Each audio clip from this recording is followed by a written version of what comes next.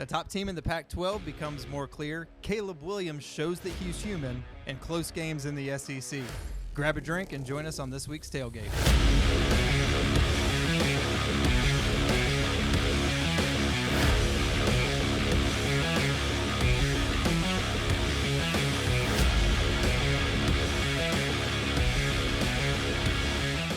Hey everybody, welcome back. I am Luke, and as always, I'm joined here with Dennis and Michael with Dennis. Hello, and Michael.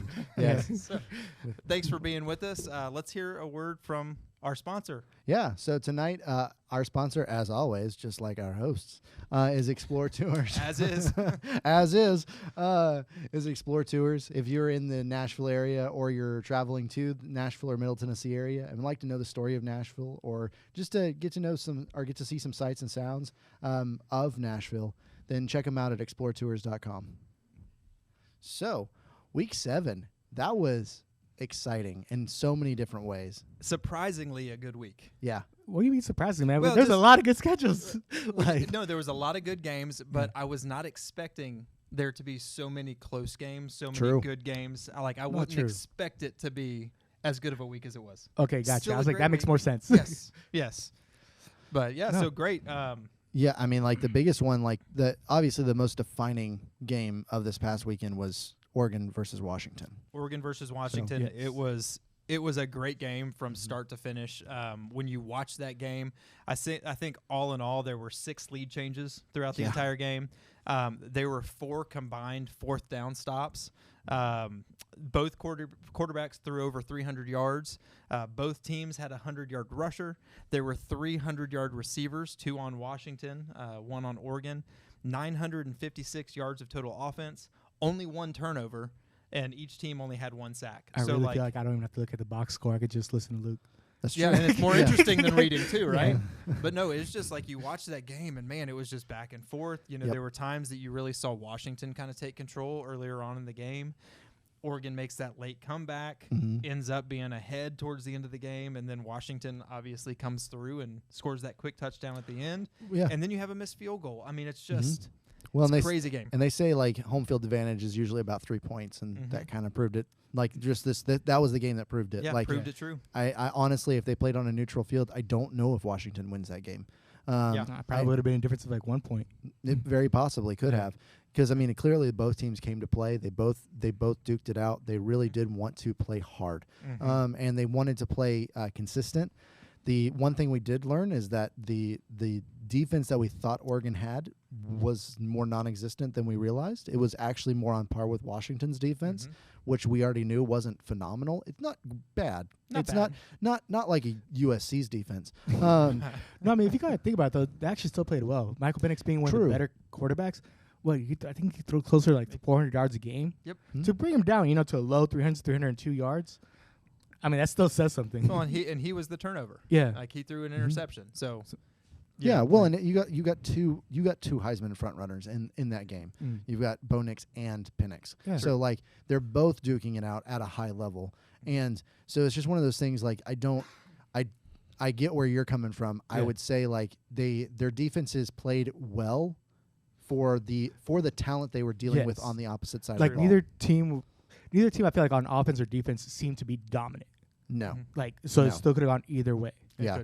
And so it's just one of those things. I really am interested to see how both these teams fare up against Utah, because Utah has easily the best defense in the Pac-12, and that's really all they've got. They've had to be, because it looks like Cam Rising's not coming back this year. I still feel like Oregon or Wisconsin, Wisconsin, Washington will probably still be able to win against Utah just because the fact that at the end of the day, Utah may not even have an offense.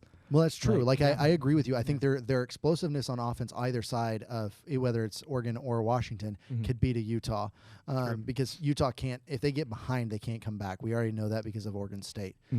But and I think one of the things we're seeing, as we're talking about the lack of defense or lack of elite defenses, we're seeing that throughout the entire league. I think is that really there aren't that many defenses that are usually we go Alabama has a great defense, Ohio State has and you're seeing a lot of average defenses out there. Now the other thing about the last thing I'll say about this game is I think that Miami needs to take a little bit of a lesson from Oregon. I don't know if there are some leadership courses that maybe they offer at Oregon that They're not probably offering online. Online stuff that that Lanning is taking. But the first thing that he said after this loss was 100% on me. Cristobal, look at that interview. Jot down a few little things about like take responsibility and put that to practice in the future. Okay, bud? There you go. But yeah, no, I 100% agree. I think Dan Lanning is a class act. I think he's got that program on the right trajectory. Like if they don't end up winning, the Pac-12, which again right now that's the tougher road for them. Washington, it's Washington's conference to lose at this point. I mean, even then, like I feel like any team that doesn't win the Pac-12 and you still come out with like 1 or 2 losses, you're still one of the better teams. Yeah. Like, like just in college football, not even just saying the conference itself. So, and they'll come to the Big Ten. Because I would say still like the Pac-12, I still would say probably one of the harder conferences that has some of the better teams. This year, I feel like it could easily be an easy argument. They've got some of the best offenses for sure, but the problem is they really don't have defenses, and just kind of like what you're talking about, there's not really tons of teams with elite defenses that are out there, because again it's hard to measure up like Michigan, because Michigan and Penn State really haven't played tons of phenomenal talent, but they have played some Power 5 teams, and they've especially Michigan has shut them down pretty handily. So it's just like I think next year when you see a lot of these Pac-12 teams move over to the Big Ten and the Big 12, where they're having to deal with definitely more competent defenses, I think it's going to be pretty. We'll see how those offenses measure up for real. Definitely be exciting just to see them even just obviously the first season. Being somewhere else. Well, I feel like we got a taste of that a little bit this weekend with USC and Notre Dame. So you want to go from there? I mean, to say a taste, I feel kind of be generous. Like it just kind of went more to say like the fact that, I mean, they didn't play any kind of large defenses. They played Notre Dame's like defense. Don't get me wrong, but it really goes to show where like the talent level beyond Caleb Williams within the USC's offense is roughly non-existent. Like I saw a few different reviews saying like, hey, if we look at the talent level at USC after Caleb Williams, you really almost have no players that can actually probably jump into the NFL. And if they did, like they'd probably be at best second, third round, more than likely kind of top player. Well, I mean, to be honest, like when you mentioned that, I was thinking about like some of the big teams, you're right, and you're like, Georgia, okay, who's one of their best offensive players? And you're like, oh, Brock Bowers, not for the foreseeable future, but unfortunately, most of the top teams you can sit there and list off 1, maybe 2 players on their team, and then when I started looking at it, I'm like, okay, USC, Caleb Williams and Caleb, and now I'm not a USC fan, so I'm not watching them every week, but there's just no other names that jump off the paper at you. Like, I follow USC. I actually do like USC as a school and everything. I like their football team. The only really person I'm actually excited for when I watch the team is just the freshman, like Zachariah Branch. I think he's a phenomenal player. I grew up watching like Reggie Bush and like the early 2000s USC team, and he genuinely reminds me. I saw his highlight tape in high school.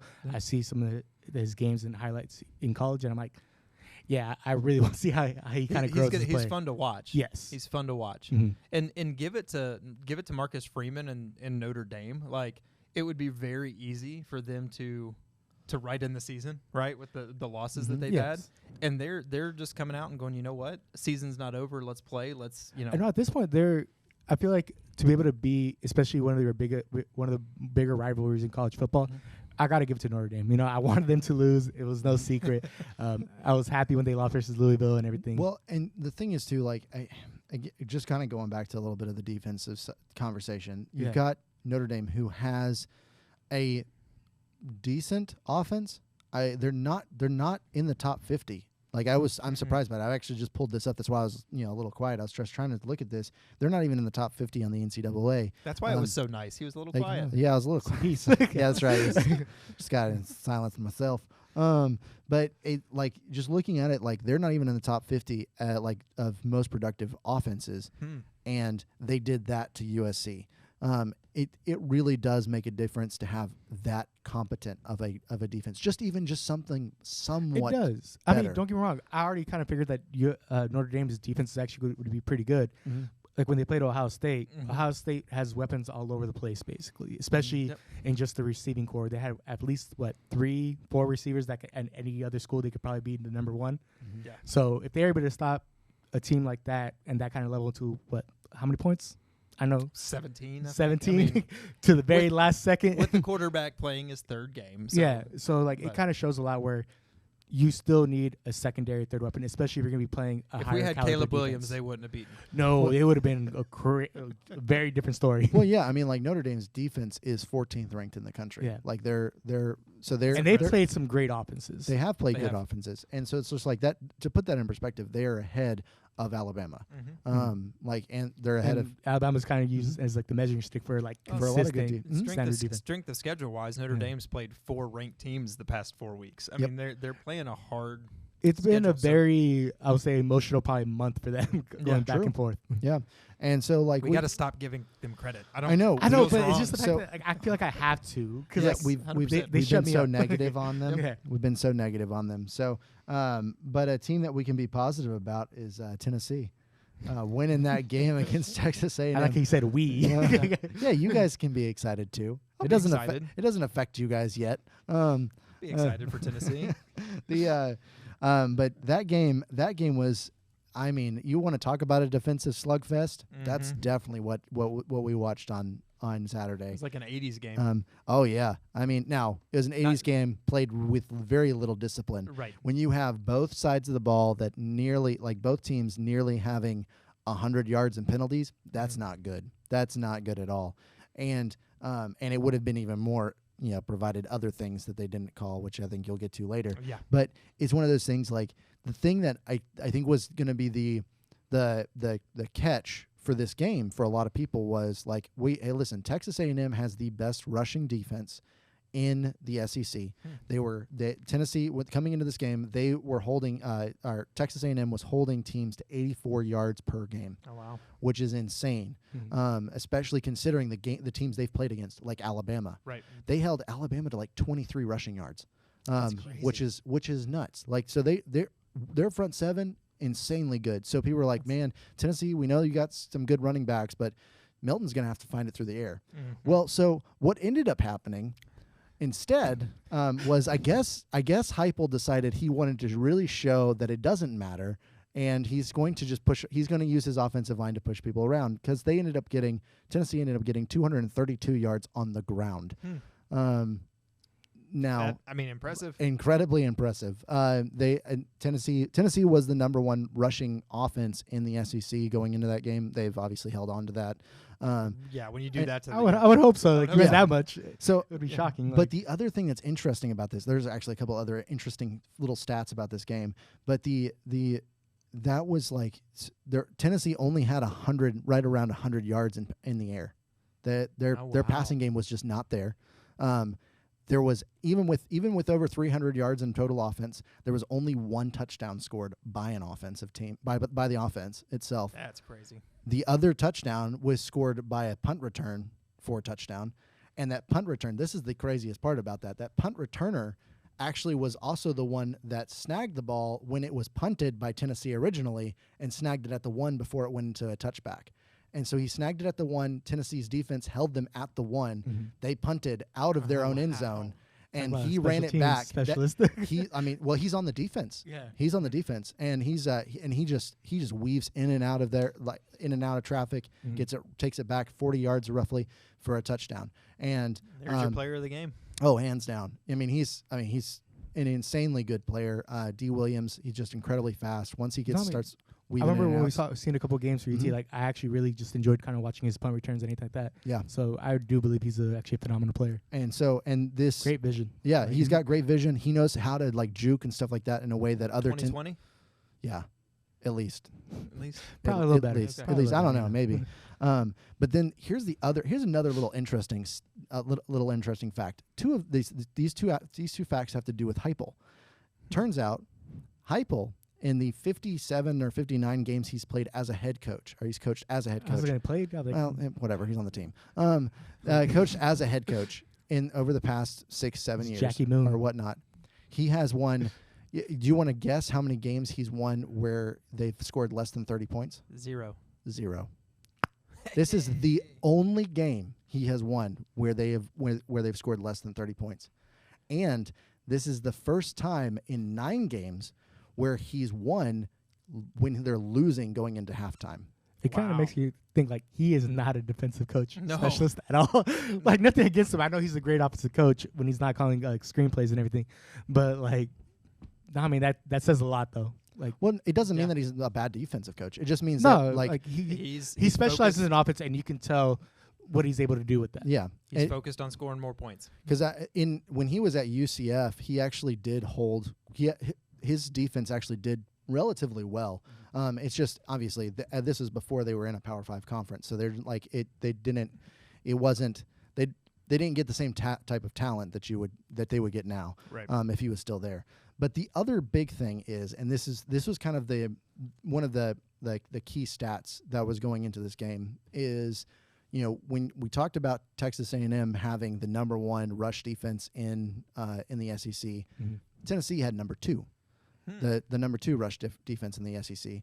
And in this game, PFF, the Pro Football Focus group or whatnot, decided they've been doing this metric since their inception, since 2014. They've been doing this like pass rusher pressure rating. Yeah. And Max Johnson, the QB for Texas A&M, he was pressured 24 of 39 passing attempts, 64%. This is the highest pressure rating that Texas A&M has had on PFF since they started monitoring this stat in 2014. That's crazy. And so he was also hit 11 times and was sacked for 2. Now, the reason... Surprised Tennessee wasn't called for a penalty. It says, oh, my goodness, you hit the quarterback 11 times. No, it hit in the sense of this was before he threw the ball, and he was throwing the ball as he was hitting. I mean, they still would have called. They wouldn't surprise me. Well, but there was 2 different times where he threw the ball like intentional grounding, and just to avoid a sack. Mm-hmm. And it's like, you just lost the down anyways, and it's a spot foul. So you lost the same yardage. The difference is that it makes you look worse. Right. So just take it. But it's just one of those things. Like Tennessee really, their defense showed up in a way that was incredibly important. Mm-hmm. They showed that what they're able to do. It'll be important to see if they can do that on the road. But because Texas A&M isn't a slouch. No. But it's also very clear that Jimbo Fisher is more and more just inching to that hot seat. Yeah. It's just getting worse and worse and worse. And just to solidify their run game. I mean, that's another thing. Like with mm-hmm. the Heupel offense, mm-hmm. to now be able to look at them and go, hey, not only are they a passing threat, but mm-hmm. now they can put up 200 yards rushing. Yeah. That's going to help their passing game. That's going to help their offense a whole lot. Well, I mean, you're able to do that and still be within the top 35 of best offenses in the country. Like they're and which is just it's pretty impressive in my personal opinion. I mean, even Texas A&M quarterback Max Johnson, he even gave credit to Tennessee's front.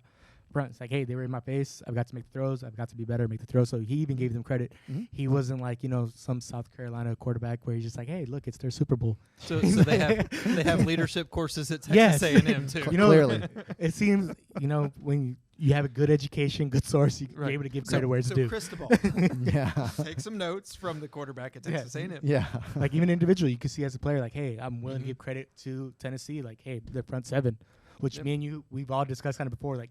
This is where their kind of defense part is. Yep. Oh yeah, and it's where it was last year too. I mean, they went from 29 points per game to 22 points per game just last year, from 2 years ago to last year, and this year it looks like it's going to be even lower, which is really impressive.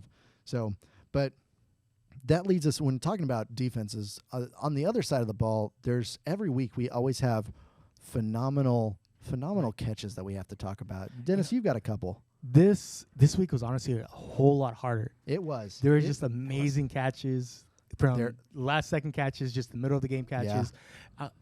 I literally could probably pull a list of probably 10. Well, you sent us earlier in the week. You sent us one of the Hail Mary that deflected off and the guy caught it, and then we saw three different games. Exactly. And then you had the Indiana player who made the catch and then got flipped around by the Michigan. His head kept him in bounds. I think it was Missouri where he literally was falling backwards. He had a catch that he was able to get a heel in.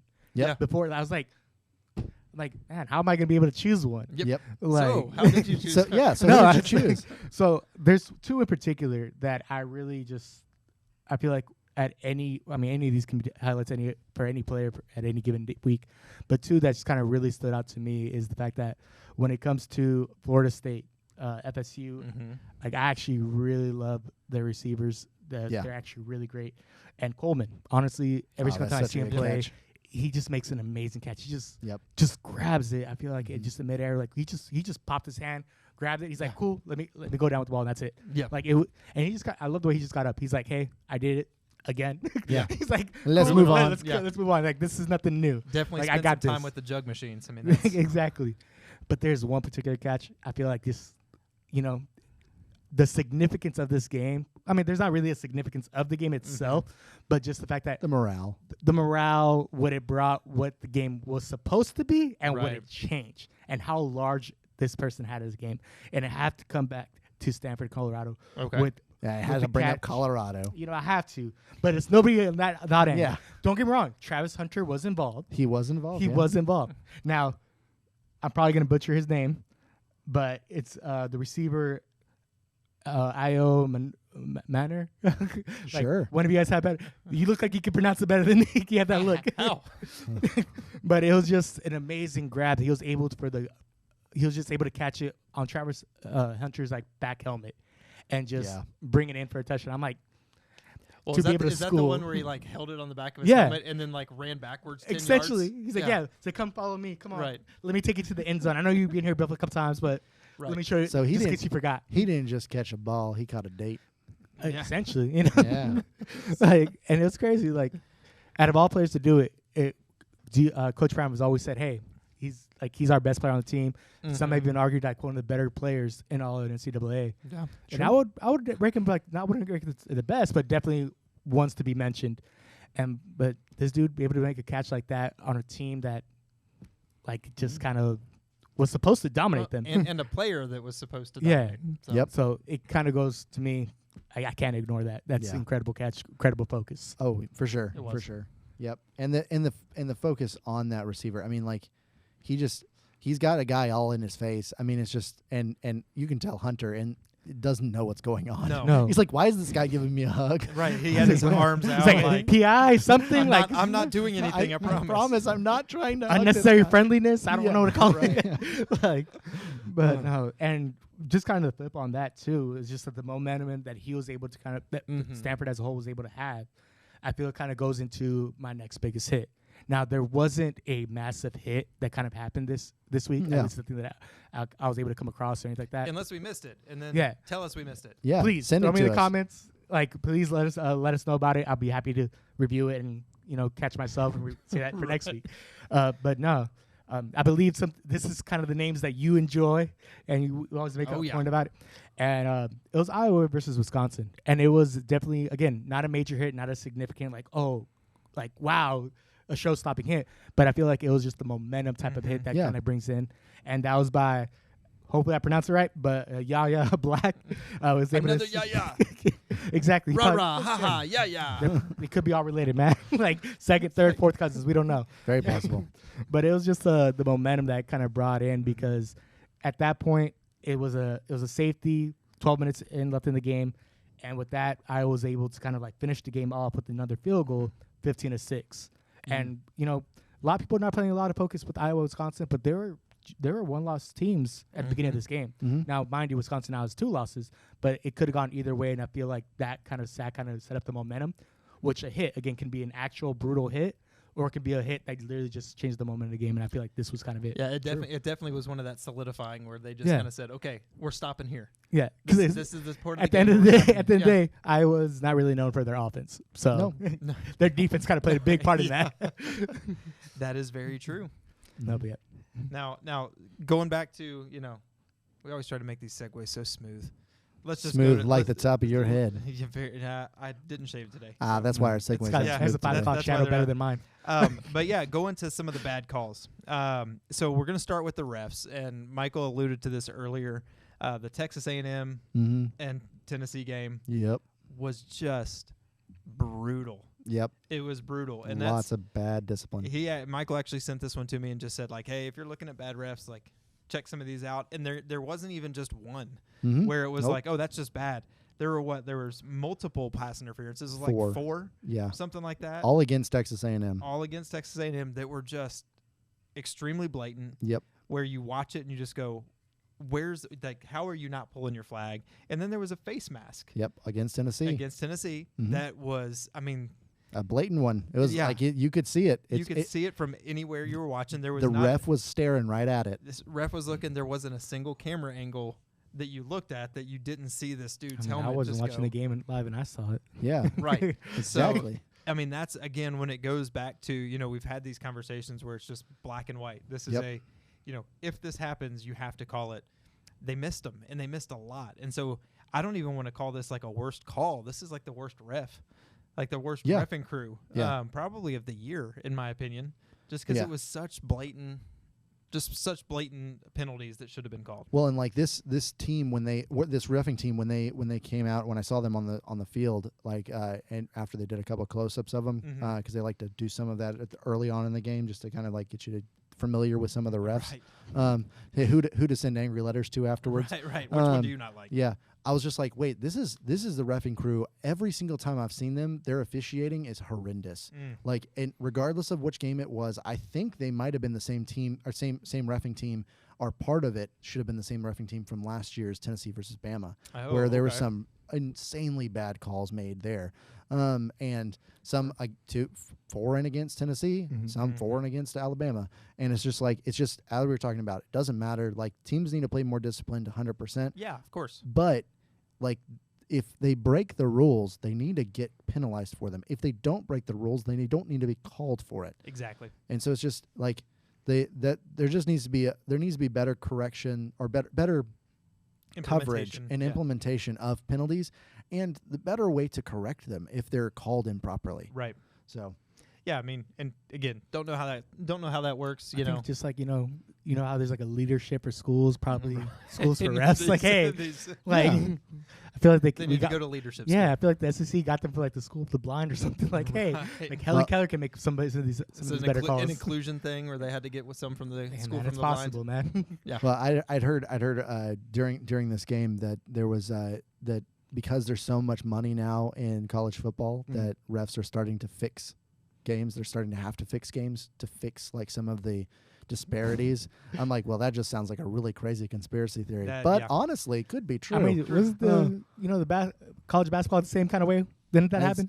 Yeah, very possible. So now it's time, I guess, for getting into like the football side of things. So it's an interesting time to be a ref. That's right. Yeah. So, but we'll move into bad coaching. Yeah. Now, what I will say about my bad coaching is, I am definitely looking at this from a Monday morning quarterback standpoint. Fair enough. In game, I really liked the just the desire to go for it. I like the play calls. I like kind of the aggressive nature of this. But when you get to the end and you see the result, that's where I'm coming from. And again, like the guy, Dan Lanning, Oregon, they gained a lot of momentum. Now, I talked earlier about in the recap about there being 4 total fourth down stops in the game. 3 of those were stops that Washington made on Oregon.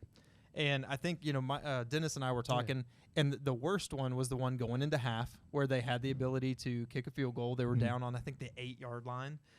Easy field goal, go into half. You got, your 3 points closer. That was kind of the worst one. But then there was another one that we kind of both were a little...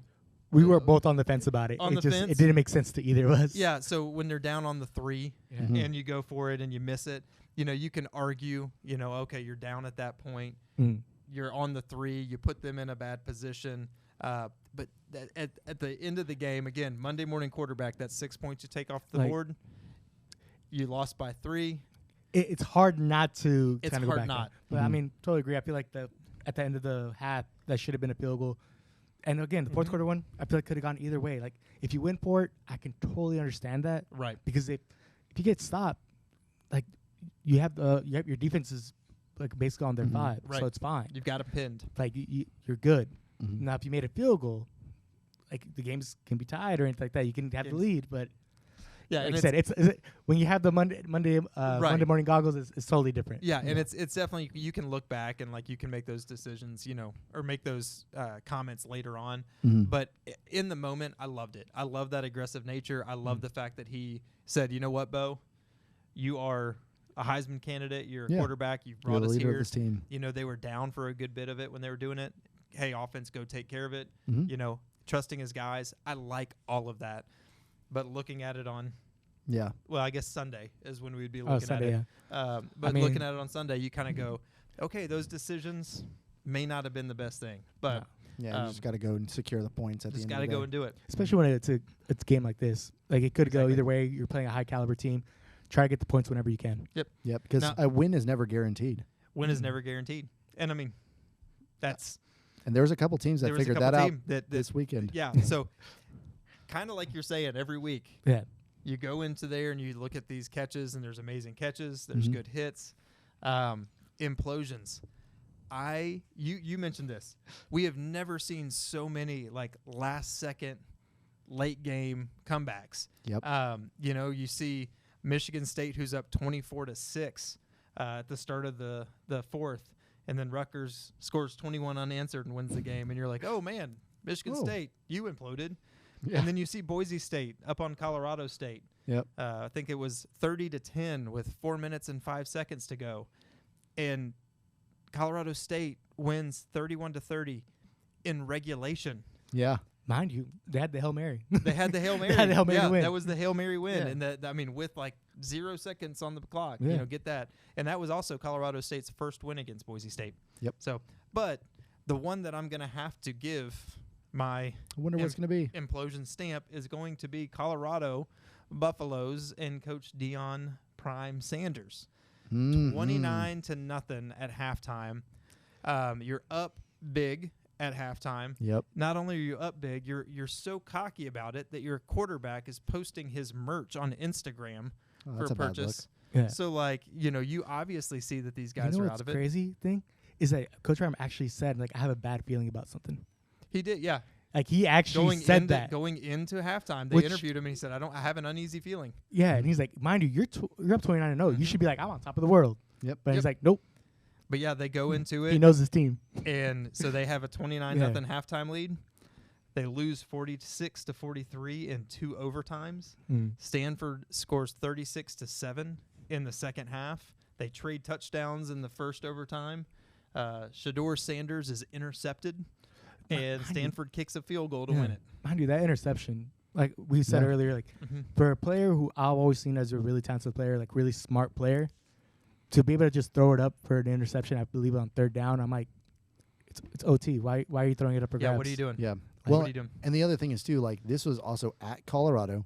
Like they're in front of a ruckus home crowd. The first time it's been sold out in 20-something years. Yep. Like it's this entire year has been sold out. Yeah, constantly. that's what I'm saying. Like this is the most ruckus this environment has been. Like it's so bad that even I think this was the game where the ref had to warn the PA to stop playing during while the offense is trying to make calls. And if he didn't, then he was going to give him a penalty, which honestly would have been hilarious. That would have been great. That would have been a good reffing call. Way to go, ref. Yep. But kind of like clapping. Clapping. But it's just one of those things. Like that type of blowout. Like it comes like they're blowing these guys out. Stanford is not. They're literally the bottom of the Pac-12, and Colorado doesn't just lose, but they lose at home. He went from Brady mode to what's his name, Matt Ryan, to Matt Ryan mode. I was like, God. I was like, geez. Yeah. No. And the part even 29-0 can't save you. Yeah. the part that gets me, and this is where, maybe this is a rant. Maybe I don't know. Okay. But it's Deion Sanders. I love Deion Sanders as a coach. Yep. But what the further we get into this season, I feel like Deion, when you see the clips of him speaking to his team, he's telling them all the right things. When you see him in the media and how he talks to the media, he's saying all the right things. But his players are not doing the right things. And, we had this conversation before we started tonight. It was like, where is that disconnect? And I truly feel like Deion was able to be primetime because he was the best player on the field every time he stepped on the field. He Yeah. worked his tail off. He was a great player. He worked hard to be a great player and earn the right to be primetime and to be cocky and kind of be that. His players seem to be taking on that mantra of, this is who we are. We're primetime. But they're not doing the work, and they're not earning that by the play on the field. And so that's where it's just like the one thing, obviously me challenging Deion Sanders, in anything is not going to really mean much, but it's like, how do you fix that? Because this team this team could be special. I mean, from the beginning of this year, they had the ability to be special, and it's like they just dropped the ball so often. Let me just ask you this question: like, do you think that Deion's ability to be a good coach and really reach his team and his players, do you think that that's hampered by his personality, like who he is in media? I think it could be. I mean, that you see his son, posting at halftime to sell his merch. Which I have no issues with people selling the merch, just not at halftime of a game that you're up 29-0 and end up losing. So I think the hard part is that the players might be confused. That's fair. Because it's kind of that like do as I say, not as I do. Yeah. You're telling the players, hey, you got to come and work, and you got to work hard, and you got to do this. But then on the other end, they didn't see the work that you put in. No. Maybe his sons did. I don't know, but they just see how you act. Yeah, how you're a media darling at this point. No, right. See, like I kind of have a slightly different take from that, because, and I know we talked about this all before as well, where like I feel like he's putting in the players exactly how you're saying. He's giving the players every single resource that he can imaginably give them. Oh yeah, resources that even he himself did not have. Setting them up for success at every. He's trying to. Yeah, exactly. He's giving them all the media, all the outlets, all like from celebrities to other Hall of Famers to give them like, hey, all these tools and tricks from the trades that he's been able to kind of have over. I believe he played 14 years in the pros, and then I don't know if he played 4 or 3 years when he was at Florida State. Yeah, but it's just like you're getting all this talent, and I really believe, although his players are putting in the work, they're missing the one thing that sets a great player from an elite player, which they only get from a great coach. Right. You get it from an elite coach. Yes, and I genuinely think though Deion is actually if he's not I don't think he's an elite coach yet, but he's definitely like heading that way. It goes back to my question though. Do you think that what's keeping him from being an elite coach, like does he need to sacrifice his brand? Because do you think that that's being currently at the expense of his team? And that's what I was actually trying to get into, is the fact that his players are kind of blindly not seeing that work. And mind you, this is also the first season. It's going to take some time. Yeah. But my biggest red flag, though, is the one person who's not going to see it or is kind of blind to see what the work is being put on is his son. Mind you, it's the quarterback's son. The defensive son, I actually think he's a great player. Yep. He's doing he's staying quiet, seems a lot like letting his work play. Yeah. Play. He's not as fast as his dad. Travis Hunter is doing the same thing. Yeah, and I feel like he's the ideal person that exactly who Prime is. Is just Sanders has had so much success as a quarterback from an HBCU to now that he's not really registering. Like you do realize, although you're making some big moves to impact, you're no longer the biggest fish there. Right. So individually, that becomes more of an individual than an entire playing thing as well. True. Because you got to think about it too. He's literally had 4 wins compared to 1 win. So I don't know if they'll be able to have 6 games, 6 be bowl eligible, because they play some really good teams. Yeah, I think they're going to lose all the games they're playing. They've got on their docket left. Either way, I feel like it's still a success. If they're able to win 6 games, winning 6 games, as we said at the beginning of the year, like if they're getting 3 or 4 wins, it's still a win for them, because again but that's not Coach Brown's standard. It might not be, but the thing is, again, with being the first year, like if you're setting your expectations and going, hey, listen, our standard is 6 or 7 games. We know realistically we might only get 3 or 4, and they've gotten 4. I'd say that they've hit above where Vegas actually thinks that they're going to be. Right. It wouldn't surprise me though if they hit 6. They could, but I think that they'd have to catch some teams when they're down. Well, they're going to have to catch UCLA the first game back after their bye. Yep. They're going to have to take those 2 weeks to really focus and hopefully catch UCLA on a little bit of a mind lull. you, all the teams they're going to be playing can literally be ranked teams at any given moment. Oh yeah, Arizona. Arizona beat, is Washington constantly State. getting slept on. Yep. And every other team, Washington State, normally ranked. Utah again, normally is ranked. So I feel like you're hitting all these good teams. Arizona, Washington State was 19, I believe, and Arizona beat them 44-6 this past that was week. embarrassing. I'm not I gonna mean, lie. yeah. So it's like Yeah. the teams on their schedule are no slouches. Nope. So they are going to have to catch some people, and they're going to have to. Sanders is going to have to put his pride, whatever it is, to the side. He's going Put that $70,000 watch away. Right. Yeah. Leave that at the locker. But yeah, he's going to have to step up. Travis Hunter, I think they're going to have to. They're going to have to find a way to limit. We talked.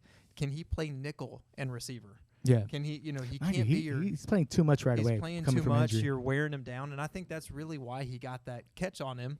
Is because he was tired and he's gassed. I mean, anybody's going to do it. Not me. I would be able to do it. Yeah. But we know you. but They need to be humbled. yes. but they need. I They got need some to, humble pie if you want it. Oh, I'd love it. I love pie. But they need to pull his workload down. And Yeah. just catch Yeah. some teams. Yeah, they need to let him. They need to let him recover. They need to let him just settle into something, like not play every single snap in the game, because that's that's definitely hurting him. Jack and of it's all not, trade is a master of none. Yeah, and it's better than being a master of one. But the thing is, it doesn't change the fact that it doesn't help his team. I think at any given other week he probably could have. It's just again, this is the first game back he's from injury, so I feel like that was not the smartest move. Well, talking about other teams that we're starting to see just an implosion on a team level. Would be Kentucky, and this goes into my first bit of humble pie. Yeah. Again, this slice I don't have to eat, luckily, so you're welcome to have it if you want it, Luke. Because I called last week that Missouri was going to top Kentucky at Kentucky, and they did. Missouri, it did not look like that in the first quarter. Kentucky was up 14-0. Yep. And then Missouri basically just came back and not quite, 38 unanswered points, but the point spread at the end was 38-21. So, Kentucky only gets one other touchdown during the rest of that game. Missouri just they showed up, they stayed focused, and Kentucky again is starting to show kind of an implosion. Their mid-season slump is starting. And so honestly, it would not surprise me if Kentucky it would surprise me if Kentucky's able to get 2 more wins. The way that they're currently playing, like they really look weird, like just really weak. They don't look like they're in sync. Ray Davis hasn't looked the same since Georgia. Yeah, they look more like Backstreet Boys. Yeah, that's right. They're not in sync. That's right. But speaking of the 2 other slices of humble pie that I have to eat, which again sitting at 33% accuracy rating. So take that into account when looking at this week's upsets. Hey, every time I've told Michael, and you guys tell me if you agree, 33% gets you into the Hall of Fame in the Major League Baseball. But this isn't baseball. This is football. This is 33%. This is you don't make a bowl. It's still a Hall of Fame somewhere. It's still a Hall of Fame somewhere. But again, I picked USC to beat Notre Dame. I assumed that USC's offense would overcome the deficiencies in their defense. Turns out a more balanced approach that Notre Dame has is far more beneficial. And any given day, Caleb Williams doesn't have, was it 5? How many turnovers did he have? 3? It was bad. Well, 3. I believe it was 3. If he doesn't have 3 turnovers, 3 picks, then it's possible. But true, and again, like it's we've already talked a lot about this, but it's just like the defensive side of USC just could not put any pressure on Hartman at all. No, none. If nobody can step up on defense and nobody can step out on offense, you literally only have one player playing. And this is what's scary. Their next 5 games for USC: Utah, Cal, Washington, Oregon, UCLA. Mind you, I would even sleep on Cal because they've done things before. So Well, and so like the last one is obviously Oregon. I picked Oregon to beat Washington, and as we said, like on a neutral field, that's a toss-up game, just like it was a toss-up game at home. That 3-point deficit or difference just literally could have been a home field advantage thing. They're both phenomenal teams. They are. They both have great offenses, near elite, if arguably you could say elite offense. Both of them do. Yeah. And they have decent defenses, decent to poor. They have defense. competitive defenses, I would say. Yeah. Yes, they're because how good their offenses are. It's kind of like Tennessee last year. Tennessee had a relatively pitiful defense, but their offense was so explosive it didn't really matter. It can make up for some deficiencies. Right. So I'd say that's what we're seeing with Washington and Oregon this year. Makes sense. So luckily I get a small slice of humble pie with Oregon. Yeah. But that leads us into the upset alerts for this week. And for all you Florida fans, you're going to lose. It's your bye week. So you're going to lose. I don't know what that means. And then you come back and play Georgia. Then you come back and play Georgia, and then you'll lose again. Right. That's definitely not going to be one of my upsets for next week. But the first upset alert that I've got for this upcoming week is going to be Duke over FSU. Okay. I think Duke is going to be playing angry. I think they're, especially if Leonard's back. Duke has got a phenomenal defense. And like one of the best in the country, and FSU great all around. Like they're very, very balanced on both the offense and defensive side of the ball, but there's just something I don't know what it is, but Duke just seems like they really want to be a disruptor, and they've shown that all year. And I think because their QB sucks, man. That's right. Keep giving them that motivation. Yeah, you suck. And it all rides on him. It does. It does, because their defense I feel like could be able to hang with Florida State. So. Yeah. And again, it reminds me a lot of the Clemson game, which I called that one right too. I called Duke beating Clemson, but I'm gonna have to fall off my high horse, I think, next week. But it's just one of those things. Like Duke going to Florida State. Florida State is probably not expecting the sleeper giant that is Duke to wake up. True. Like there's something about the way that Duke has been playing consistently. They've been competitive in every game they've played, even the one they lost against Notre Dame. They barely lost that game. So I just don't foresee them unless Leonard's still out and there's just it just weighs heavily on that. It really does weigh heavily on that. Even Florida State's head coach even said like, hey, they're actually still going to game plan like if he's playing. So yep. So, but I'm not giving myself an out if he's not out like Kansas's quarterback. That was a different thing. That was more of a game day decision, not something I knew about when I could make my call. So, but this one is you're calling it. We're calling it. Yeah. The other one that I'm going to call is South Carolina beating Missouri. Okay. I think South Carolina is just mad at this point.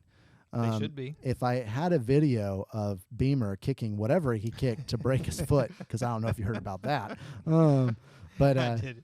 It makes me laugh every time. But yeah, I literally sent to the group chat the video of Eric Gordon just kicking a helmet and breaking his foot, because that's just what it reminds me of. I think Shane Beamer is a great coach, and he's dealing with the fact that NIL's tough.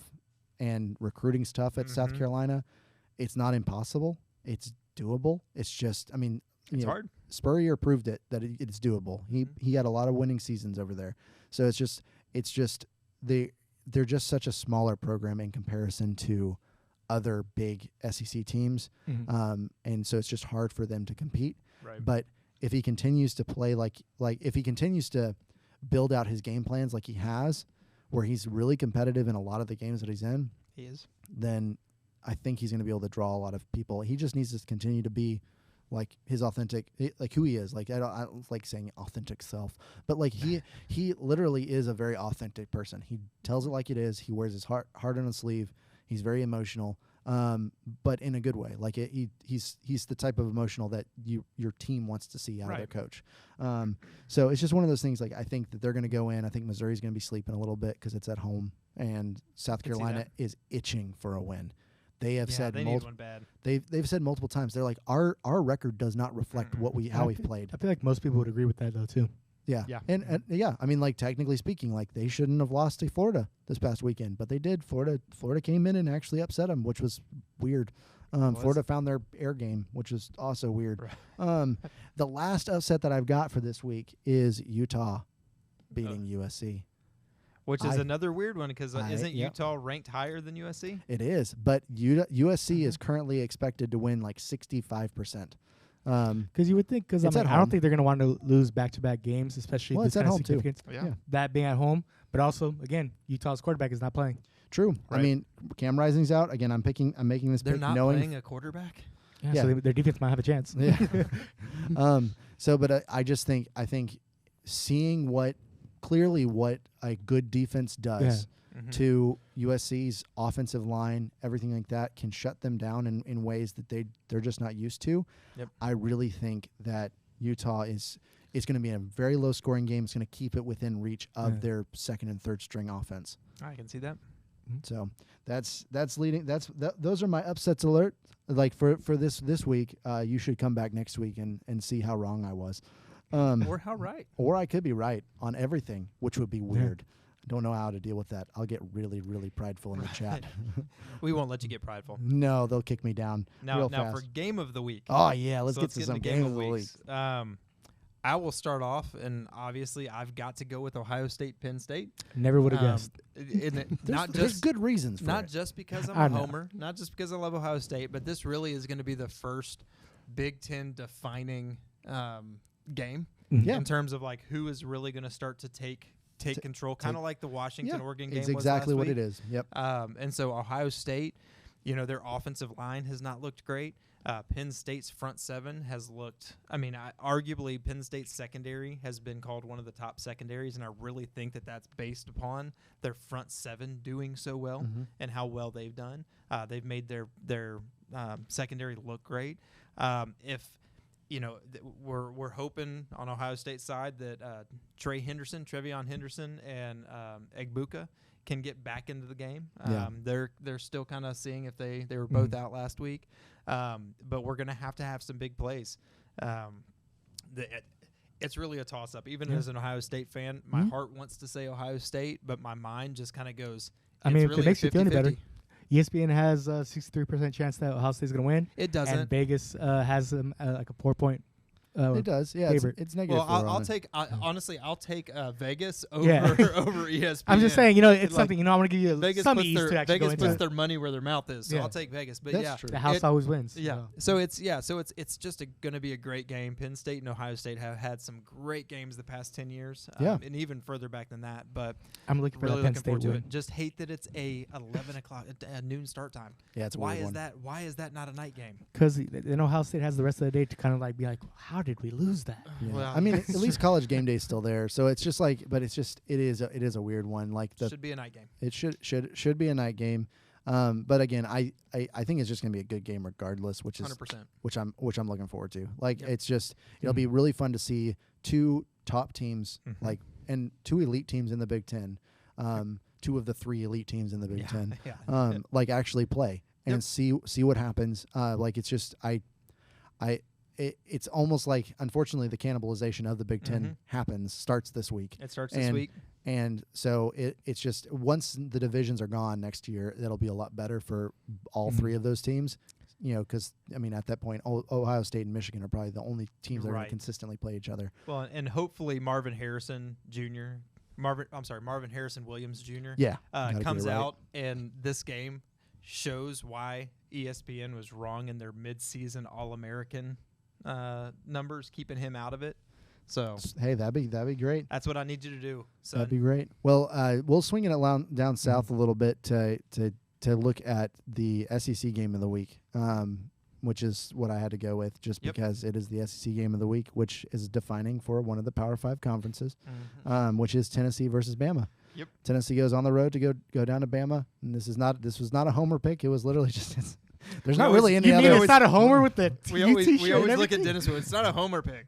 It's not a homer Right. pick. He has no home We team. have reasoning. I have no home. You have no home. But essentially, Tennessee goes on the road. This is the first game I can think back to where Tennessee and Alabama both are playing at similar levels. Vegas don't think so. They do. No, It's Vegas has it -9. here. Yeah, as 9-point favorite for Bama.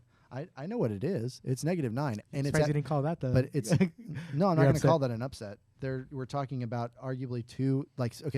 One of the reasons why I say they're two evenly ranked teams. We're talking about number 17 versus number 11. But then secondly, we're looking at the as we talked about earlier, the Tennessee front seven on their defense is number three in the nation for sacks. Sacks allowed on Alabama's offensive front, 127th in the nation. So, you know, that sets up for a nice little recipe for Tennessee's front seven to have a lot of fun. I mean, they should. They should. Yeah. And the thing is, Milroe has not been running like he normally does for the past 2 games. And the reason why people are assuming that is because they think he's got a hamstring injury that they're not talking about. And so they're having to rely on him passing more, which he's a very good passer. He's a very accurate passer, and that's where he could potentially pick apart Tennessee's defense. But if Tennessee's defense shows up like they did against South Carolina, and properly covered those wide receivers, they can shut down Burton and those guys. And Tennessee's offensive line can push around Texas A&M. They can definitely push around Alabama. Alabama's front seven is not as powerful as Texas A&M's. I'm just saying, I just want to point out, in terms of rushing yards allowed, UT, you said, has the number 1 run defense, right? In the SEC. They barely do slightly better. 105.2. Alabama's run defense, 105.3. Yeah, but remember, Texas A&M was 84. But it's a home game for Bama, and guess who the coach is? Nick Saban. I would say he's a much better coach than. I understand. What I'm saying is statistically, you're looking at Texas A&M held Alabama to even worse than that 84, and Texas A&M could not even hold us to a 10th of that.